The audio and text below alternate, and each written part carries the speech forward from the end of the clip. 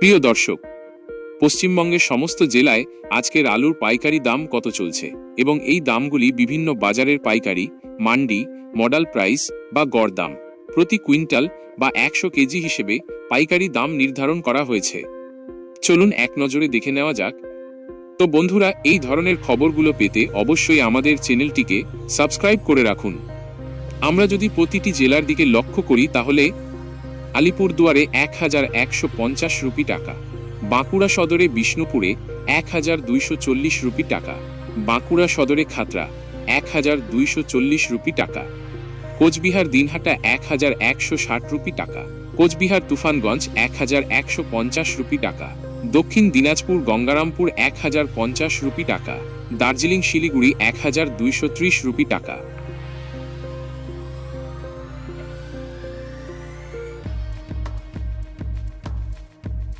Hooghly Pandua 1380 rupee টাকা, Howrah Ramkrishnapur 1580 rupee টাকা, Malda Samsi 1070 rupee টাকা, মালদা ইংলিশ বাজার 1110 রুপি টাকা, মুর্শিদাবাদ জিয়াগঞ্জ 1400 রুপি টাকা, নদিয়া কল্যাণীতে 1580 রুপি টাকা, উত্তর 24 পরগনা বারাসাত 1600 রুপি টাকা, পশ্চিম মেদিনীপুর ঘাটাল 1450 রুপি টাকা, পশ্চিম মেদিনীপুর সদর 1280 রুপি টাকা, পূর্ব বর্ধমান গুসকরা 1340 রুপি টাকা, পুরুলিয়া 1330 রুপি টাকা, উত্তর দিনাজপুর ইসলামপুর 1120 রুপি টাকা, পশ্চিম মেদিনীপুর পূর্ব মেদিনীপুর কোলাঘাট 1400 রুপি টাকা।